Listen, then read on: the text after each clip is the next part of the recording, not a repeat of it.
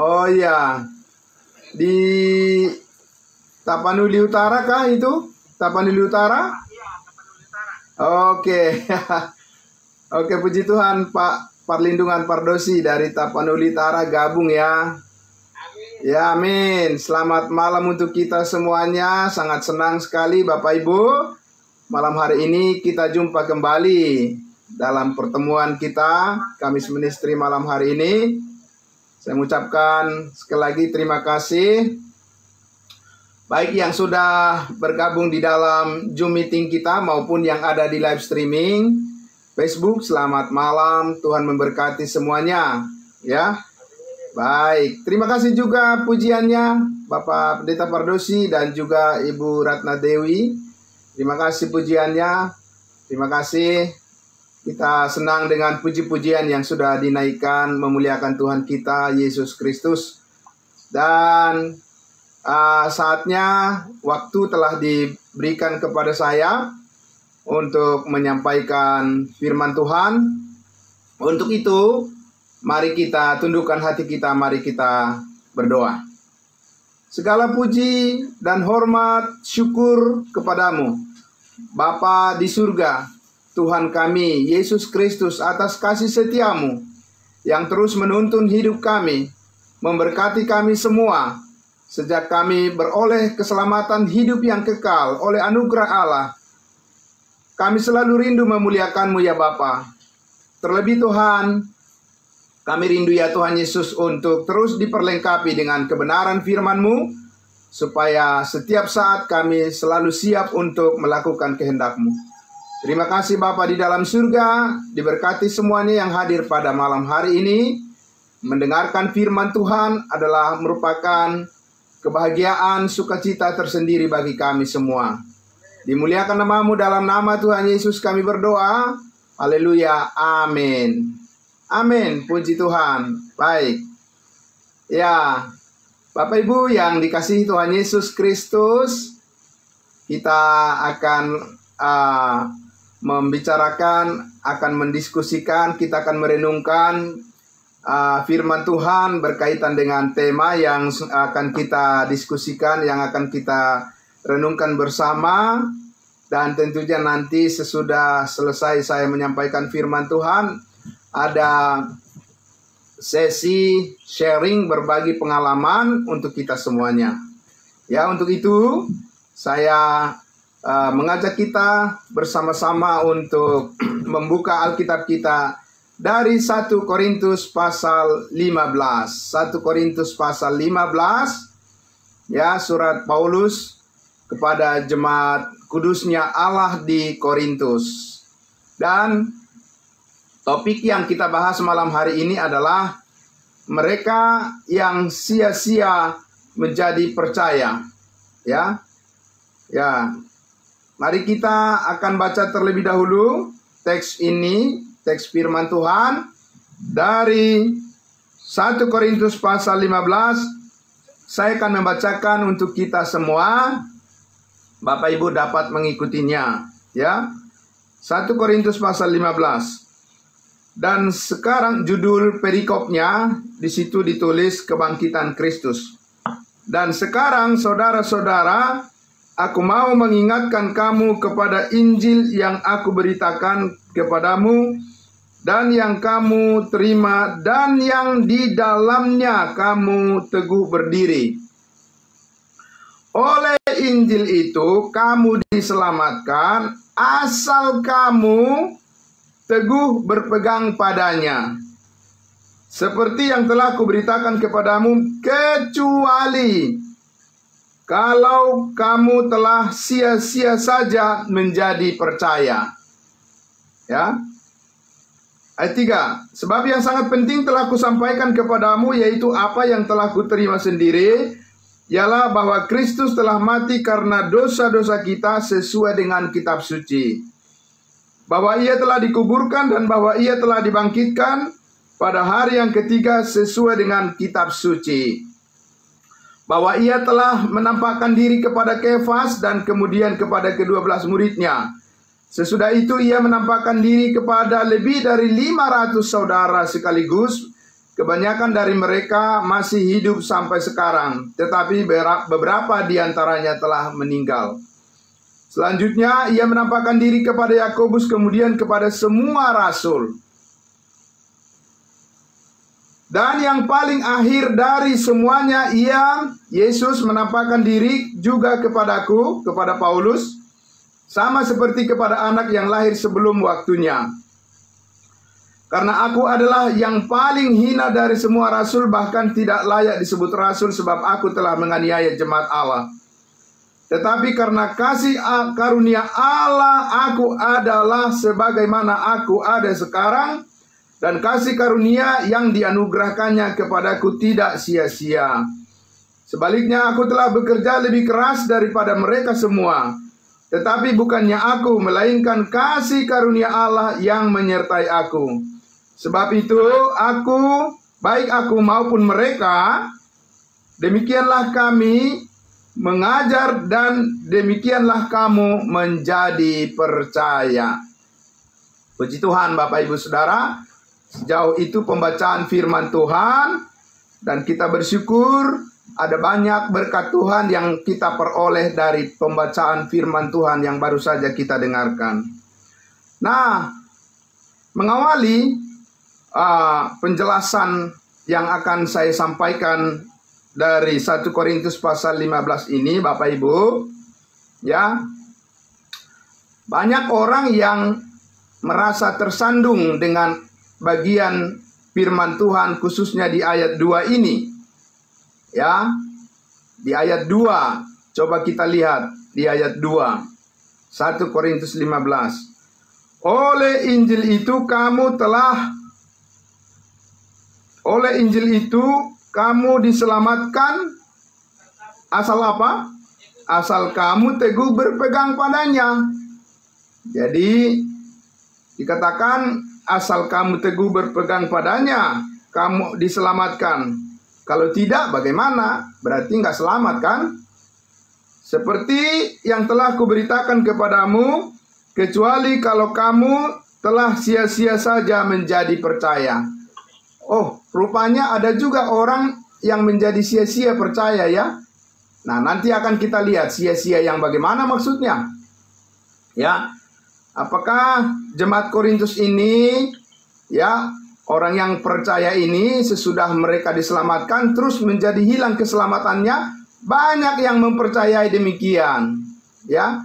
Banyak orang yang mempercayai bahwa Paulus mengajarkan di sini bahwa keselamatan itu bukan sekali untuk selama-lamanya, katanya, ya.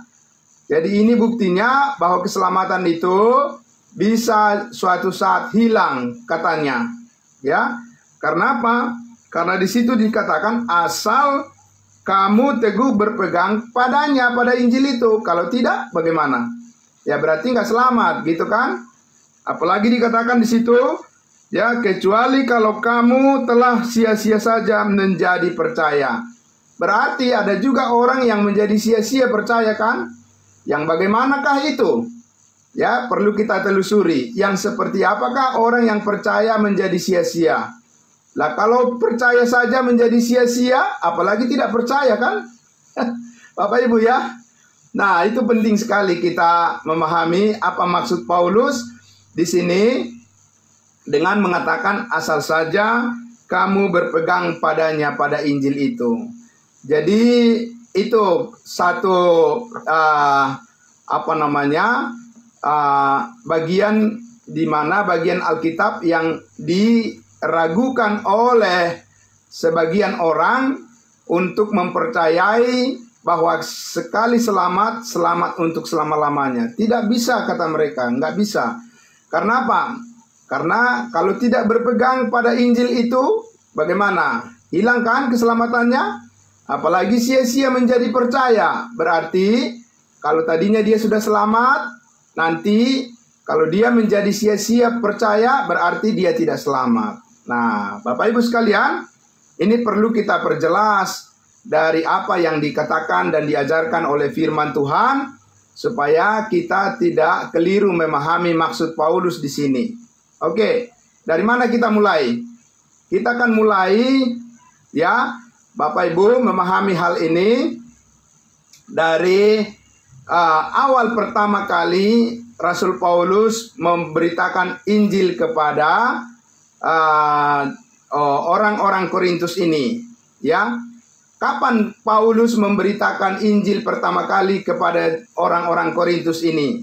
Bapak Ibu, sebelum ada jemaat ini, sebelum terbentuk jemaat kudusnya Tuhan, jemaat Korintus ini, kapan pertama kali Paulus pergi ke sana?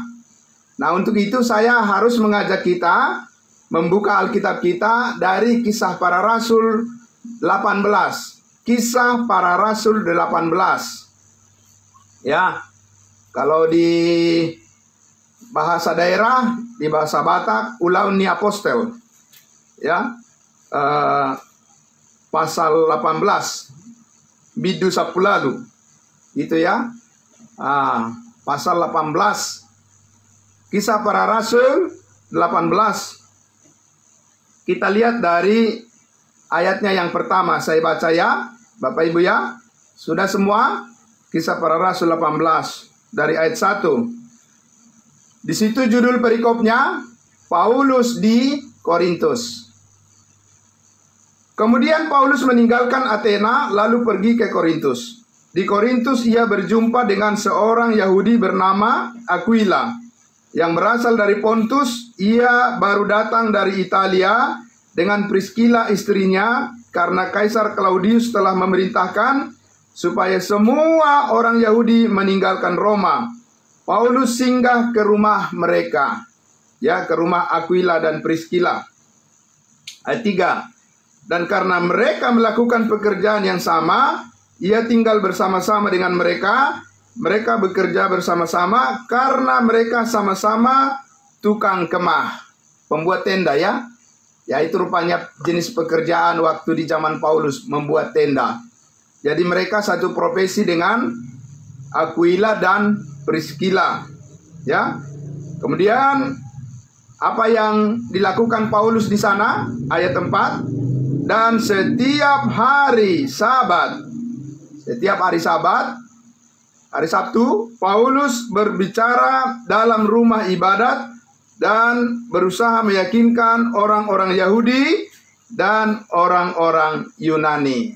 Jadi disitulah awalnya Paulus memberitakan Injil kepada orang-orang Korintus. Dia memulai dari mana, Bapak Ibu? Dia memulainya dari kunjungan Paulus ke sinagog-sinagog, ya, nama rumah ibadah orang Yahudi, sinagog disebutkan. Dan disitulah Paulus memberitakan Injil, ya. Dan di sana dikatakan, kita lihat di ayatnya yang ke-18, ya. Ayat 11 maksud saya. Ayat 11. Maka tinggallah Paulus di situ berapa lama? Selama 1 tahun 6 bulan. Dan ia mengajarkan firman Allah di tengah-tengah mereka. Ya, jadi berapa lama Paulus di situ? 1 tahun 6 bulan. Ya, cukup lama ya. Lumayan lama dia memberitakan Injil di sana, Bapak Ibu ya. Itu sebabnya banyak orang yang diselamatkan. Ya, banyak orang Korintus yang diselamatkan dan terbentuklah jemaat kudusnya Tuhan, jemaat Korintus ini. Ya, banyak orang Yahudi yang percaya dan juga baik orang Yunani juga banyak juga yang percaya. Tapi kita lihat di situ, ya, Paulus memberitakan Injil dengan memprioritaskan, mendahulukan pemberitaannya kepada orang-orang Yahudi karena dia menyasar pemberitaan itu melalui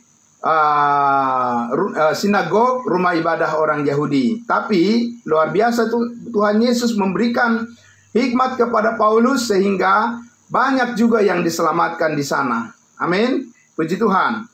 Oke, itu awalnya. Nah, sekarang kita kembali ke 1 Korintus pasal 15. Kita kembali ke 1 Korintus pasal 15 ya. Nah, 1 Korintus pasal 15, Bapak Ibu sekalian, kita lihat lagi.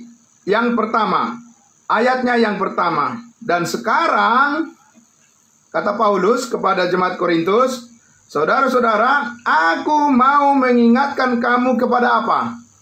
kepada Injil yang aku beritakan kepadamu, dan yang kamu terima, dan yang di dalamnya kamu teguh berdiri. Amin.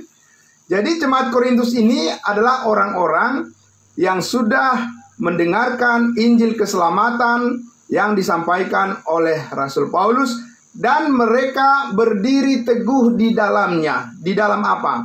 Di dalam berita keselamatan Injil yang disampaikan oleh Rasul Paulus kepada mereka. Tapi kita bertanya, apa itu Injil? Nah ini, ya, apa itu Injil Bapak Ibu Saudara?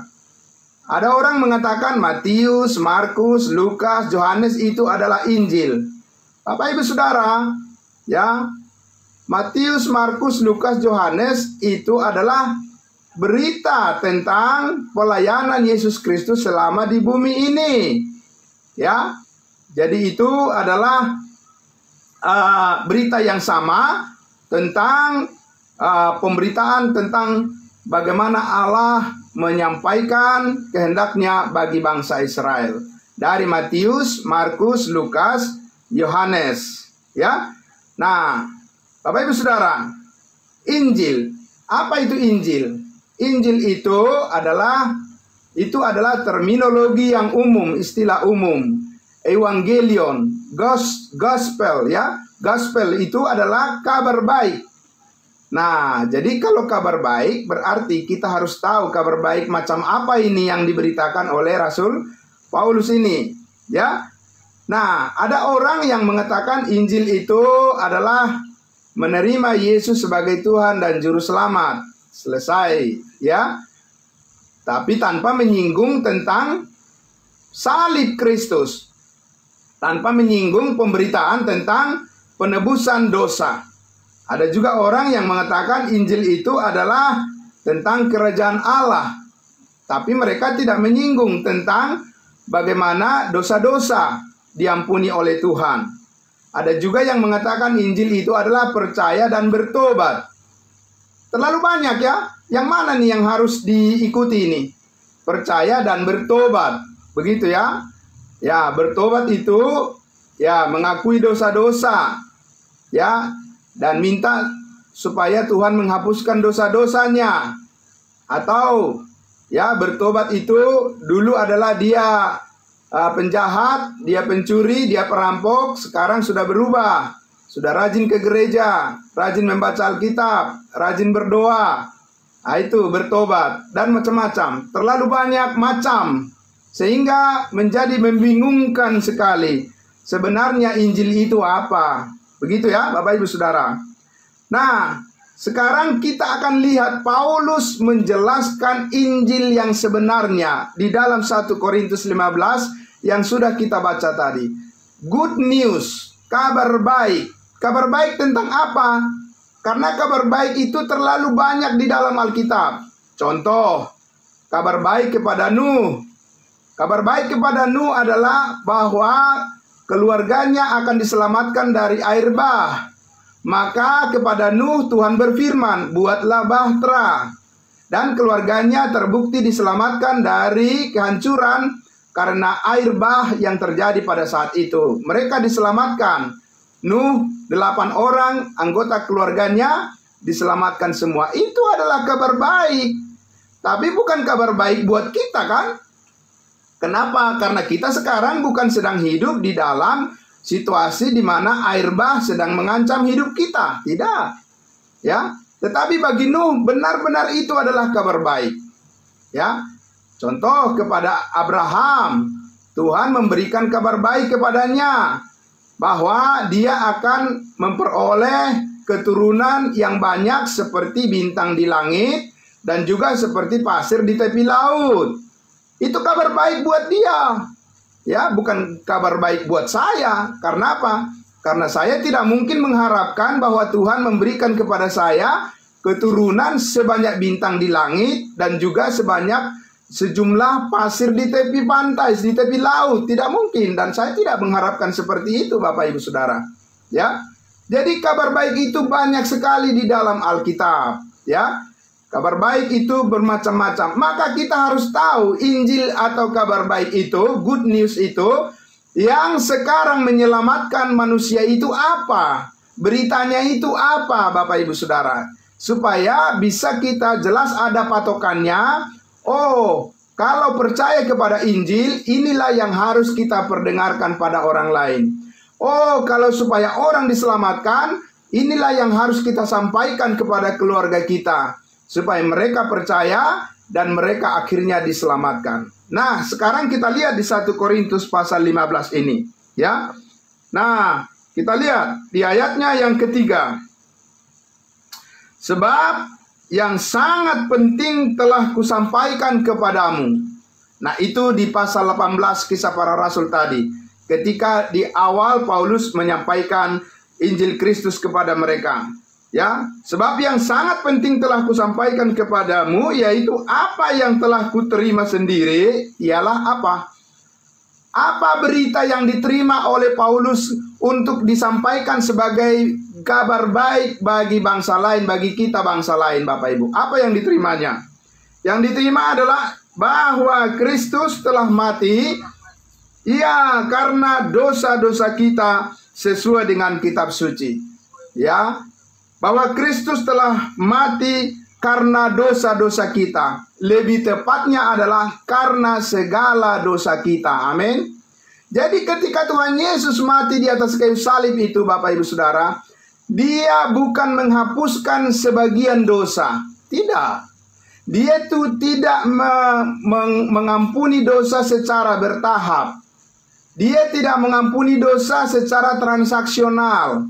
Kalau orang mengaku dosanya baru diampuni. Tidak begitu, Bapak Ibu Saudara, ya.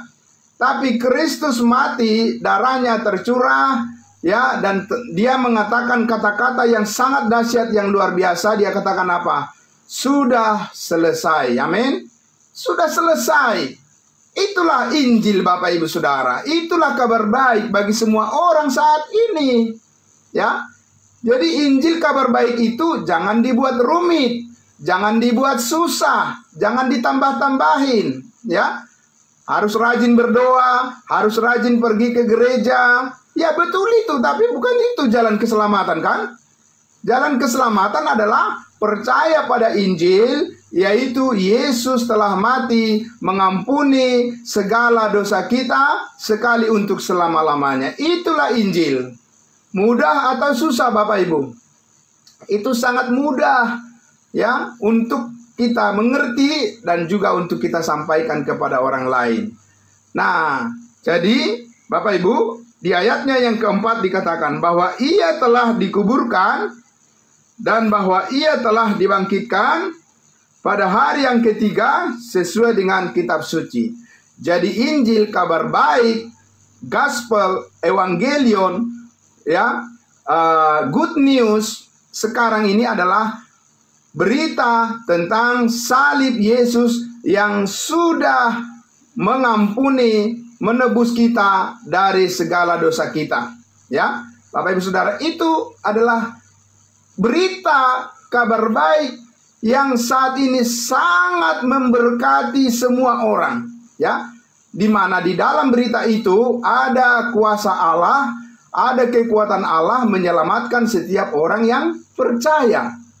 Itulah yang sudah didengarkan dan diterima oleh jemaat Korintus ini, di mana mereka pasti berdiri teguh di atasnya. Kenapa, Bapak Ibu? Mereka berdiri teguh di atasnya, di atas berita Injil itu, karena itu adalah pemberian Allah kepada mereka. Anugerah Allah diberikan secara cuma-cuma, bahwa setiap orang yang percaya pasti memperoleh hidup yang kekal. Amin. Amin, puji Tuhan. Jadi Bapak Ibu Saudara yang dikasihi Tuhan Yesus, sekali lagi, ya, bahwa kita harus memastikan tentang patokan batasan daripada berita Injil yang mau kita sampaikan agar orang lain diselamatkan itu apa. Ya, dan jangan ditambah-tambahi, ditambahkan lagi, tambah rumit, tambah susah dengan perbuatan-perbuatan, dan dengan segala macam apa yang harus dilakukan, akhirnya tidak ada orang yang selamat. Karena apa? Ya memang manusia tidak bisa sempurna dalam perbuatannya kan. Kalau ditambah-tambahkan terus, harus melakukan ini, harus melakukan itu, itu namanya jatuh kepada perbuatan hukum Taurat. Ya, kalau jatuh pada perbuatan hukum Taurat, berarti sia-sialah kematian Kristus. Nah, Bapak Ibu Saudara, tapi saya mengajak kita ingin melihat dulu, ya, Bapak Ibu Saudara, tentang satu Injil yang diberitakan oleh Petrus. Kabar baik yang diberitakan oleh Petrus kepada bangsa Israel. Berita yang berbeda yang kita terima dari Rasul Paulus kita sebagai bangsa lain. Nah, ini harus dibedakan supaya jangan keliru di dalam ya mengharapkan orang lain diselamatkan dengan berita yang keliru, yang salah. Itu adalah satu pelayanan yang sia-sia ya bagi orang percaya. Menjadi sia-sia pelayanannya. Karena apa? Karena tidak akan membawa kebenaran Allah kepada orang yang mendengar ya apabila kita salah menyampaikan Injil. Nah, saya mengajak kita untuk melihat dulu di dalam Kisah Para Rasul 2. Kisah Para Rasul 2. Ya. Kisah Para Rasul 2. Kembali kita lihat dulu, ya Bapak Ibu. Kisah Para Rasul 2, ayatnya yang ke-38. Nah, mari Bapak Ibu, Kisah Para Rasul 2, ayatnya yang ke-38. Sudah? Saya minta tolong kepada Ibu Rostani untuk membacakan ayat firman Tuhan ini buat kita semua. Ya. Kisah Para Rasul 2 ayatnya yang ke-38.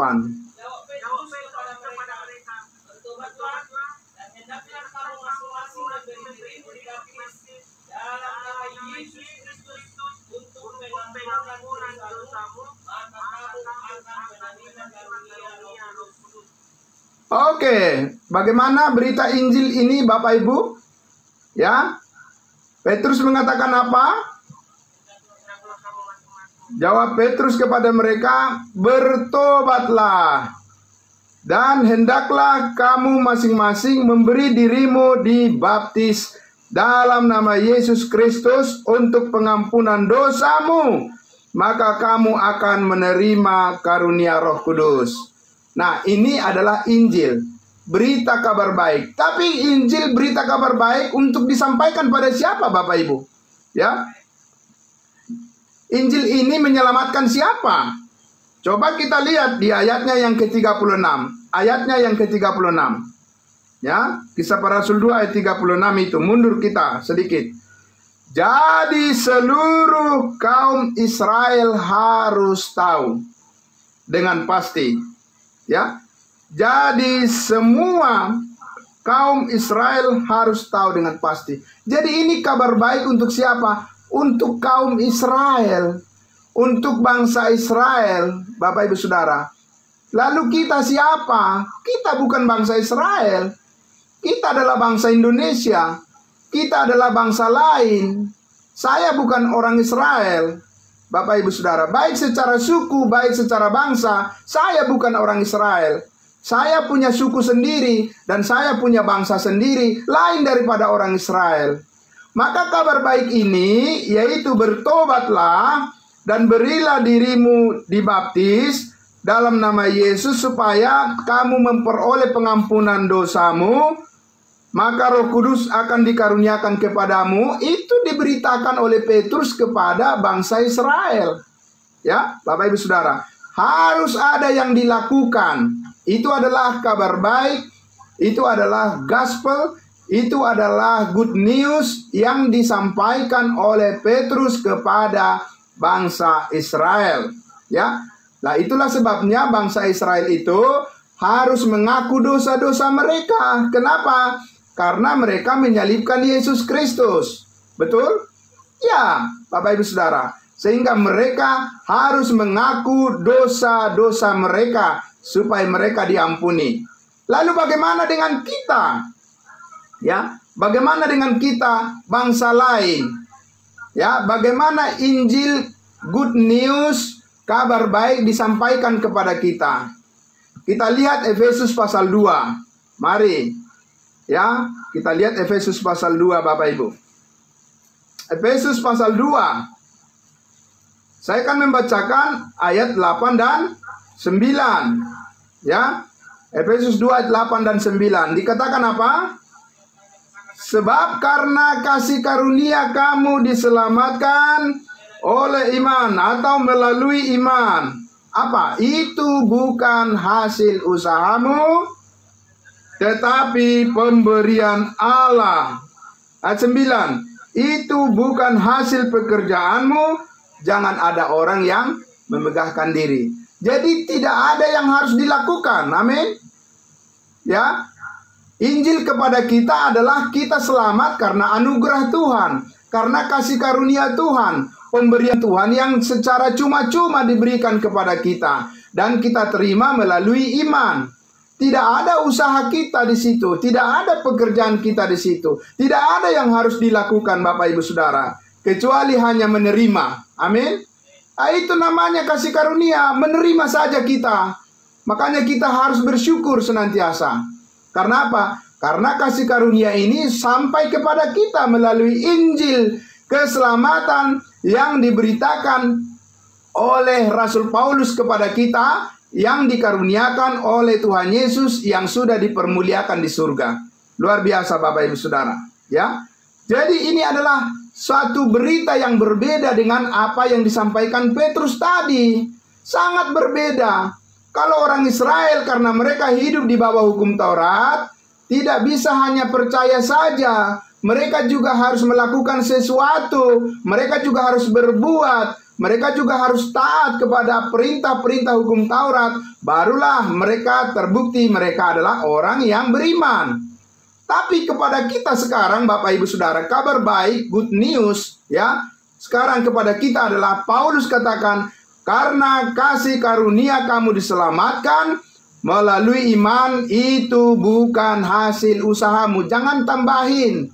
Jangan tambah-tambahkan sesuatu untuk keselamatan. Tidak, cukup dengan percaya saja. Amin. Ya. Tapi kita tanya, kenapa sekarang keselamatan, ya, beroleh hidup yang kekal itu cukup hanya dengan percaya saja? Kenapa Bapak Ibu bisa demikian? Karena Tuhan Yesus sudah mengerjakan semuanya di atas kayu salib. Amin. Ya. Karena Tuhan Yesus sudah menyelesaikan segala dosa kita di atas kayu salib. Karena Dia sudah menanggung hukuman kita, ya. Dia sudah melepaskan kita dari kuasa dosa dan kuasa maut, dan segala kesalahan dan dosa kita sudah ditimpakan kepada Yesus Kristus, dan Dia menanggungnya. Lah kemudian Dia mengatakan sudah selesai. Amin. Ya Bapak Ibu. Jadi sekarang kalau sudah selesai, jadi apa lagi yang mau ditambahi? Ya kan, apalagi yang mau ditambahkan oleh manusia kepada pekerjaan yang sudah selesai? Tidak ada lagi. Yang benar adalah semua orang menerima dan percaya saja kepada apa yang sudah dilakukan oleh Kristus di atas kayu salib. Bukan karena ketaatan manusia, bukan karena kesetiaan manusia, karena tidak ada manusia yang setia 100%. Hanya satu saja yang setia manusia, yaitu manusia Yesus Kristus. Maka kesempurnaan pekerjaan salib Kristus itulah menjadi kebenaran kita di hadapan Allah. Amin. Jadi kita benar. Benar bukan karena kita berbuat yang benar, tidak. Benar bukan karena kita sudah menjadi orang yang hebat, tidak. Benar bukan karena kita sudah menjadi orang yang setia, tidak. Tapi hanya kesetiaan Yesus Kristus di atas kayu salib itu, itulah yang diperhitungkan oleh Allah Bapa di surga menjadi kesetiaan kita melalui iman kepadanya. Melalui percaya kepada firman-Nya, kita dianggap setia, diperhitungkan menjadi orang yang setia. Begitu Bapak Ibu Saudara. Nah, sekarang kalau begitu kita lihat kembali kita sedikit lagi, satu lagi. Efesus pasal 1 ayatnya yang ke-13. Efesus pasal 1 ayat 13. Efesus 1 ayat 13 dikatakan, di dalam Dia kamu juga karena kamu telah mendengarkan firman kebenaran, yaitu Injil keselamatanmu. Di dalam Yesus kamu juga ketika kamu percaya dimeteraikan dengan Roh Kudus. Amin. Begitu berbeda tadi berita Injil yang disampaikan oleh Petrus kepada orang Israel. Mereka harus bertobat, mereka harus dibaptis, barulah mereka diampuni, barulah Roh Kudus turun atas mereka.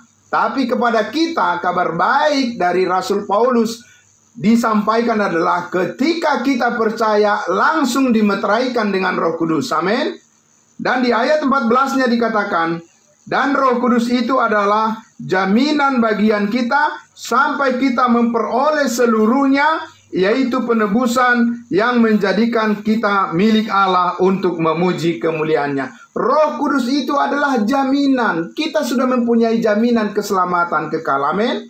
Ya, karena itu adalah Injil, Bapak Ibu Saudara. Itu adalah kabar baik saat ini. Bukan kabar baik saat ini adalah kalau kamu percaya, maka kamu harus setia. Kalau kamu tidak setia, maka kamu akan batal masuk surga. Itu bukan kabar baik sekarang ini. Itu bukan Injil saat ini, Bapak Ibu Saudara. Ya, kalau kamu tidak hidup kudus, maka Roh Kudus akan pergi meninggalkan kamu. Tidak. Ketika kamu percaya, dimeteraikan dengan Roh Kudus, dan Roh Kudus itu adalah jaminan bagian kita untuk kita memperoleh seluruhnya apa yang dijanjikan oleh Allah di dalam kasih karunia yang sudah kita terima itu. Amin. Nah, Bapak Ibu Saudara, kita kembali ke 1 Korintus pasalnya yang ke-15. Mari kita kembali ke 1 Korintus pasalnya yang ke-15. 1 Korintus pasal 15. Sekarang kita jawab pertanyaan, apakah yang dimaksud dengan 1 Korintus 15 ayat 2 itu? Ya, apa yang dimaksud oleh Paulus? Oleh Injil itu kamu diselamatkan asal kamu teguh berpegang kepadanya. Asal kamu teguh berpegang kepadanya, kamu diselamatkan. Kalau tidak, bagaimana? Oh, berarti kamu tidak diselamatkan. Satu lagi, bagian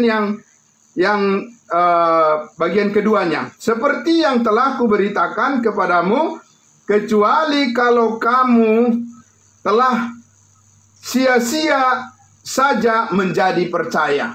Nah, sia-sia menjadi percaya. Siapa yang sia-sia menjadi percaya, Bapak Ibu? Nah, saya mau menjelaskan ada dua kelompok orang yang sia-sia menjadi percaya.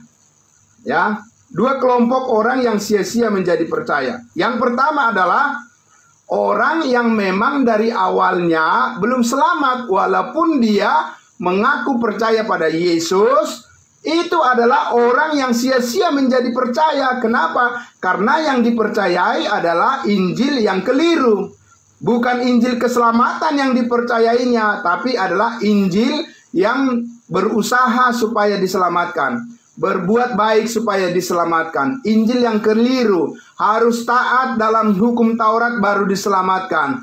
Injil iman ditambah A, B, C, D, dan seterusnya. Ya, itu yang Paulus katakan Injil lain. Berarti memang dari awalnya orang yang mengaku percaya pada Yesus belum dimeteraikan dengan Roh Kudus. Itulah orang yang percaya menjadi sia-sia. Karena apa? Karena keliru di dalam iman yang menyelamatkan itu. Maka Bapak Ibu Saudara, kalau Bapak Ibu Saudara terpanggil untuk memberitakan Injil, jangan sampai salah menyampaikannya. Jangan menyampaikan Injil yang keliru. Jangan menyampaikan berita yang salah, Bapak Ibu Saudara. Karena apa? Itu menyesatkan orang lain. Itu membawa orang kepada masuk neraka. Ya, makanya kalau ada orang bilang saya penginjil, ya apa? Injil apa yang kamu bawa? Ya pokoknya tentang Yesus. Iya tentang Yesus. Iblis juga berbicara tentang Yesus. Ya kan, Bapak Ibu Saudara? Maka harus jelas. Injil yang harus kita beritakan adalah Yesus mati mengampuni semua dosamu. Kalau kau percaya, dijamin pasti masuk surga. Itulah Injil.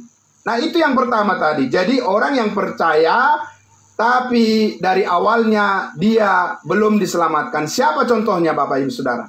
Yudas. Ya, Yudas Iskariot.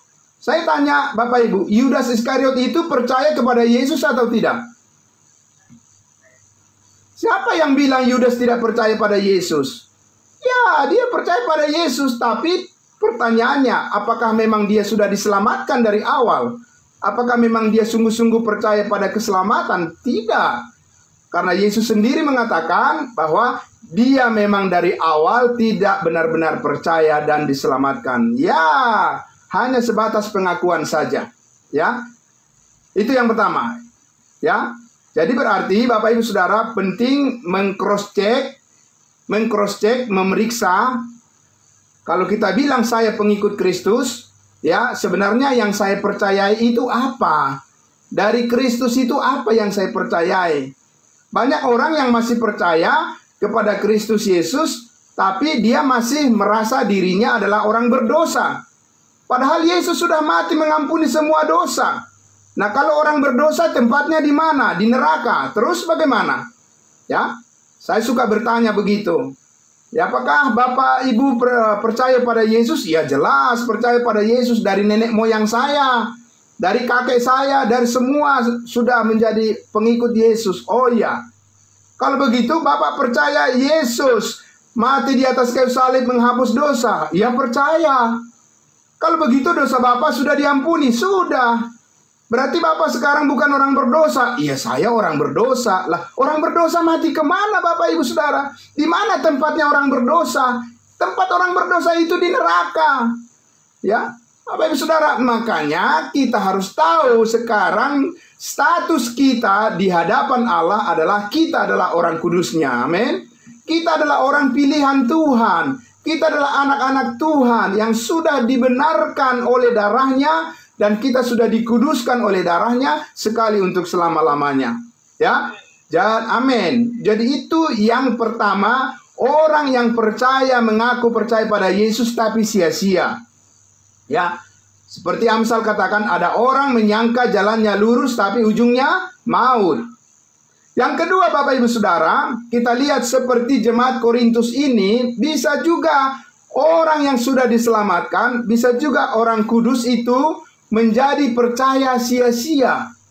Itu bagaimana caranya? Kita lihat di ayatnya yang ke-12. Inilah kesia-siaan kepercayaan daripada jemaat Korintus. Meskipun mereka orang yang sudah diselamatkan, toh masih bisa juga mereka jatuh kepada kepercayaan yang sia-sia. Yang bagaimana? 1 Korintus pasal 15 ayat 12 kita lihat. Judul perikopnya di situ dikatakan adalah kebangkitan kita. Jadi bila mana kami beritakan bahwa Kristus dibangkitkan dari antara orang mati, bagaimana mungkin ada di antara kamu yang mengatakan bahwa tidak ada kebangkitan orang mati? Nah, ini dia. Berarti jemaat Korintus ini di perjalanan hidup mereka sebagai jemaat Tuhan, mereka berubah di dalam doktrin yang awalnya mereka terima benar dari Paulus, tapi karena mereka tidak berlanjut di dalam pengetahuan akan kebenaran itu, maka akhirnya mereka keliru di tengah jalan. Ya, mereka menjadi sesat di dalam pengetahuan mereka tentang kebangkitan. Ya, karena ketika pertama kali Paulus memberitakan Injil kepada mereka, Paulus sudah menyatakan bahwa Kristus sudah bangkit, dan juga orang yang percaya kepadanya pasti akan dibangkitkan. Tapi Bapak Ibu Saudara, akhirnya ya kita lihat di sini ada juga dari jemaat itu akhirnya menyimpang dari pengetahuan yang benar. Nah, itu yang menjadi sia-sia. Ayat 13. Kalau tidak ada kebangkitan orang mati, maka Kristus juga tidak dibangkitkan. 14. Tetapi andai kata Kristus tidak dibangkitkan, maka sia-sialah pemberitaan kami, dan sia-sia jugalah kepercayaan kamu. Jadi Paulus katakan, kalau Kristus tidak dibangkitkan, berarti kamu juga masuk neraka. Karena apa? Karena kebangkitan Yesus Kristus itulah yang menjadi jaminan bahwa kita pun akan dibangkitkan juga nanti dari antara orang mati. Dan kita akan dikumpulkan dan kita akan diangkat bersama-sama dengan Kristus. Tapi kalau kamu tidak percaya kebangkitan, padahal di dalam pemberitaan kami sudah sampaikan itu adalah merupakan fakta kebenaran, berarti pelayanan kamu itu akan menjadi sia-sia. Karena apa? Karena kamu sudah mengabaikan dan kamu sudah tidak mempercayai lagi ajaran yang paling dasar di dalam iman Kristen, di dalam iman orang percaya. Kita lihat lagi, ya. Ayat 15. Lebih daripada itu kami ternyata berdusta terhadap Allah, karena tentang Dia kami katakan bahwa Ia telah membangkitkan Kristus, padahal Ia tidak membangkitkannya. Kalau andai kata benar bahwa orang mati tidak dibangkitkan. Sebab jika benar orang mati tidak dibangkitkan, maka Kristus juga tidak dibangkitkan. 17. Dan jika Kristus tidak dibangkitkan, maka sia-sialah kepercayaan kamu, dan kamu masih hidup dalam dosamu. Nah, ini Bapak Ibu Saudara, ya. Nah, jadi dikatakan ayat 18, demikianlah binasa juga orang-orang yang mati dalam Kristus. Jikalau kita hanya dalam hidup ini saja menaruh pengharapan pada Kristus, maka kita adalah orang-orang yang paling malang dari segala manusia. Sekarang ayat 20 kita perhatikan. Tetapi yang benar ialah bahwa Kristus telah dibangkitkan dari antara orang mati sebagai yang sulung dari orang-orang yang telah meninggal. Itulah kebenaran yang harus dipegang teguh. Ya, tidak boleh menyangkal tentang ajaran adanya kebangkitan orang mati. Ya, karena kalau menyangkal adanya kebangkitan orang mati, berarti itu adalah merupakan pengetahuan yang keliru. Dan itu adalah suatu batu sandungan di dalam pengajaran akan gereja Tuhan, di dalam gereja tubuh Kristus. Dan itu akan menyesatkan banyak orang. Dan tidak ada orang yang diselamatkan kalau tanpa memberitakan tentang kebangkitan yang akan datang. Amin. Nah, ayatnya yang ke-21. Sebab sama seperti maut datang karena satu orang manusia, demikian juga kebangkitan orang mati datang karena satu orang manusia. Karena sama seperti semua orang mati dalam persekutuan dengan Adam, demikian pula semua orang akan dihidupkan kembali dalam persekutuan dengan Kristus. Amin. Jadi Bapak Ibu Saudara yang dikasihi Tuhan Yesus, jadi Paulus itu menegaskan kepada jemaat Korintus ini bahwa kalau kamu berubah dari pengajaran yang benar, berarti pelayanan kamu kepada Tuhan itu menjadi sia-sia. Jadi kamu menjadi percaya dan diselamatkan, tapi tidak memiliki pelayananmu, tidak ada dampaknya kepada tubuh Kristus, dan tidak ada orang yang diselamatkan dari pemberitaan yang keliru kamu sampaikan kepada orang lain. Harus kembali kepada kebenaran, amin. Nah, Bapak Ibu Saudara yang dikasihi Tuhan Yesus, tidak boleh berubah dari pengajaran kasih karunia Allah. Tapi kalau kita bertanya, kenapa jemaat Korintus ini bisa berubah dari ajaran yang benar kepada ajaran yang keliru? Kenapa Bapak Ibu Saudara? Apa yang membuat mereka bisa berubah? 1 Korintus pasal 15 ayat 33. Kita lihat ayat 33. Ayat 33. Ya. 1 Korintus 15 ayat 33 dikatakan apa? Jangan sesat. Janganlah kamu sesat. Pergaulan yang buruk merusakkan kebiasaan yang baik. Nah, itu dia Bapak Ibu Saudara. Jadi, jemaat Korintus ini bergaul dengan orang-orang yang keliru pemahamannya. Semakin banyak mereka mendengarkan ajaran yang keliru, yang tidak benar, maka mereka semakin jauh dari kebenaran yang mereka percayai dari semula. Ya, Bapak Ibu Saudara, pergaulan yang buruk, mendengarkan pemberitaan yang campur aduk, ya, pemberitaan tentang firman Allah yang keliru disampaikan. Semakin lama kita mendengarnya, semangat kita pun menjadi semangat yang duniawi. Nah, itu Bapak Ibu Saudara, ya. Semangat orang percaya itu menjadi semangat yang duniawi, bukan lagi semangat yang murni di dalam berita Injil kasih karunia Allah. Motivasinya pun bisa akan menjadi berubah menjadi hal yang lain. Maka Bapak Ibu Saudara, Paulus katakan pergaulan yang buruk merusakkan kebiasaan yang baik. Maka setiap orang percaya, ya, kita harus membentuk sebuah pergaulan yang baik. Bagaimana pergaulan yang baik, Bapak Ibu Saudara?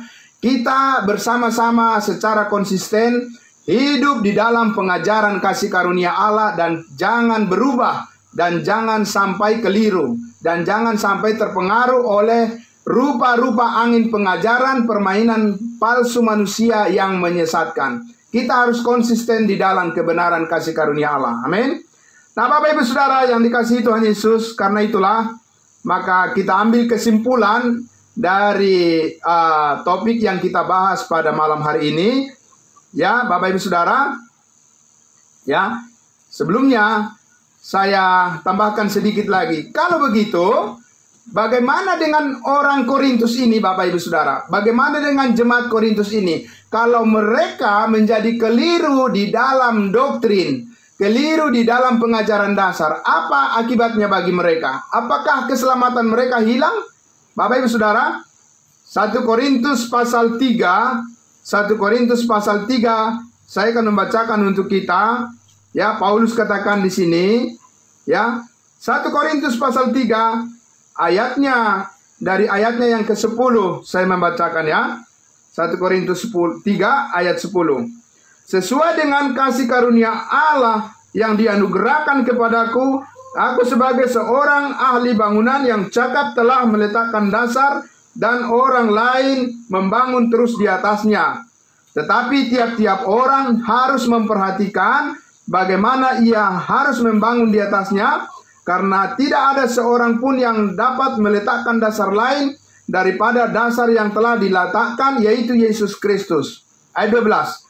Entahkah orang membangun, orang mana ini? Orang percaya, orang yang sudah diselamatkan, membangun kehidupannya.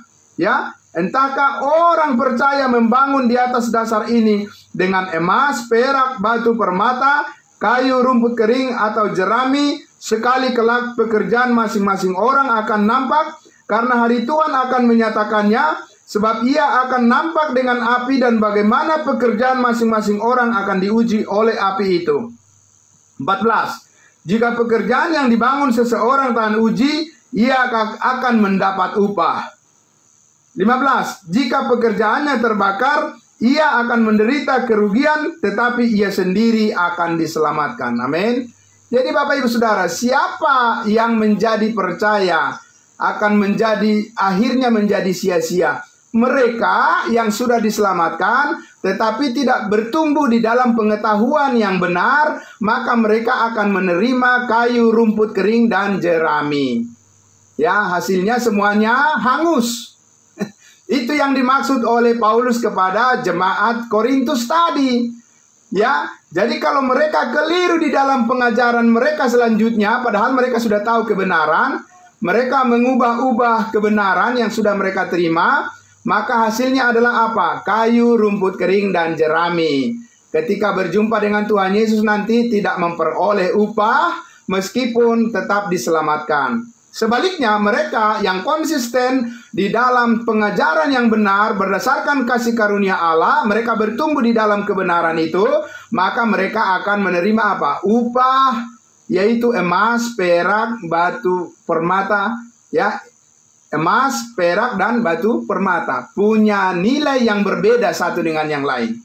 Nah, Bapak Ibu Saudara yang kekasih dalam nama Tuhan Yesus, karena itu ya, kita lihat di dalam 1 Korintus 15 sebagai ayat yang terakhir saya bacakan. 1 Korintus 15 ayatnya yang ke-58. Inilah nasihat Rasul Paulus kepada jemaat Korintus dan juga kepada kita, bagaimana kita menyikapi supaya kita terus konsisten, kita terus setia kepada kebenaran kasih karunia Allah, agar Allah memakai hidup kita untuk melayani Dia, melayani Tuhan sebagaimana yang Dia kehendaki, ya. Oke, 1 Korintus 15 ayatnya yang ke-58. Oke. Ya, saya baca dari ayat 57, ayat 57, ya. Bapak Ibu Saudara, tetapi syukur kepada Allah, amin, yang telah memberikan kepada kita apa? kemenangan oleh Yesus Kristus Tuhan kita. Amin. 58. Karena itu, saudara-saudaraku yang kekasih, berdirilah teguh, jangan goyah, dan giatlah selalu dalam pekerjaan Tuhan, sebab kamu tahu bahwa dalam persekutuanmu dengan Tuhan, jerih payahmu tidak akan sia-sia. Amin. Puji Tuhan Bapak Ibu Saudara. Inilah ya rasa syukur kita kepada Tuhan, bahwa kepada kita Allah telah mengaruniakan kemenangan dan tidak akan pernah sia-sia lagi, karena kita mau hidup di dalam pengajaran yang sebenarnya, dan kita bertumbuh terus dan giat selalu dalam pekerjaan yang Tuhan percayakan bagi kita, dan bersyukur karena Tuhan sangat mengasihi kita dan kita diberikan kesempatan untuk melayani Dia, memuliakan Dia, dan memberitakan Injil kasih karunia Allah kepada semua orang, karena Allah menghendaki agar semua orang diselamatkan dan memperoleh pengetahuan akan kebenaran. Amin. Mari kita berdoa. Bapa di dalam surga, terima kasih. Kami sangat bersyukur ya Tuhan, kalau kami adalah orang-orang yang percaya tapi tidak akan pernah sia-sia lagi. Karena kami tahu ya Bapa, Engkau telah mengaruniakan kepada kami berita yang sangat luar biasa, menjadi kekuatan bagi kami. Karena di dalam berita Injil keselamatan ini ada kekuatan Allah, ada kuasa Roh Kudus, dan juga ada pimpinan Roh Kudus, dan ada segala berkat yang Tuhan sediakan bagi kami, sehingga ketika kami rindu untuk menyampaikannya kepada orang lain, kami percaya Tuhan, Engkau berjanji akan mengaruniakan kepada kami, tidak akan sia-sia, tapi kami akan menerima upah kami emas, perak, dan batu permata yang berasal dari Tuhan. Dan kami rindu untuk menyatakan itu kepada semua orang. Diberkatilah semuanya, saudara-saudara kami yang mendengarkan firman-Mu di malam hari ini, dan semuanya untuk kemuliaan nama Bapa di surga. Di dalam nama Tuhan Yesus kami berdoa dan bersyukur. Haleluya. Amin. Terima kasih, Tuhan memberkati kita semuanya. Ya, kembali kepada hambanya, kepada Pak Pardosi, untuk nanti diserahkan kepada Ibu Ria untuk memandu kita di dalam sesi sharing berbagi pengalaman. Tuhan Yesus memberkati. Shalom.